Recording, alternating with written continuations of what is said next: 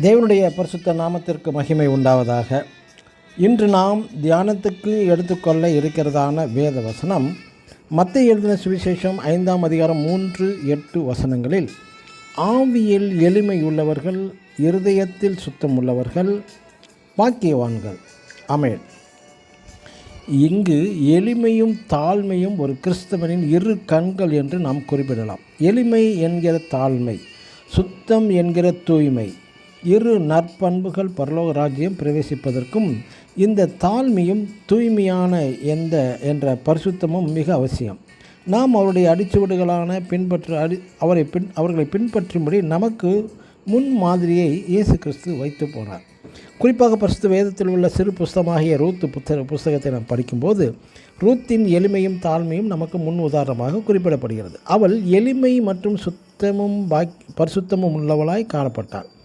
அவளது நற்பண்புகளை நமக்கு பொக்கிஷமாக தரப்பட்டுள்ளது. 119ஆம் சங்கீதம் 18ஆம் வசனத்தில், உமது வேதத்திலுள்ள அதிசயங்களை பார்க்கும்படிக்கு என் கண்களை திறந்தருளும் என்கிறார் சங்கீதக்காரன்.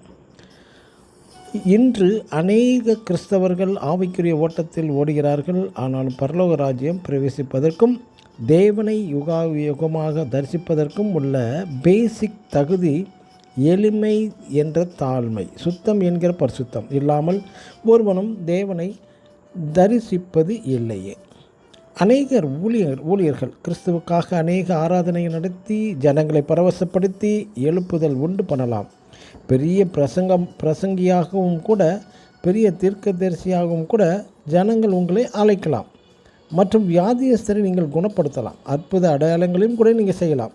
நீண்ட கால கிறிஸ்தவ ஊழிய அனுபவம் அநேகரை இரட்சிப்பின் பாதையில் வழிநடத்தியும் நீங்கள் இருக்கலாம். ஆனாலும் எனக்கு பிரியமான தேவனுடைய பிள்ளைகளே, உங்களிடம் கிறிஸ்துவின் அடிச்சுவடான தாழ்மை, எளிமை, பரிசுத்தம் உங்களிடத்தில் காணப்பட வேண்டும். அப்பொழுது மட்டுமே பரலோக ராஜ்யத்திற்குள்ளும் தேவாதி தேவனையும் நீங்களும் தரிசிக்க முடியும்.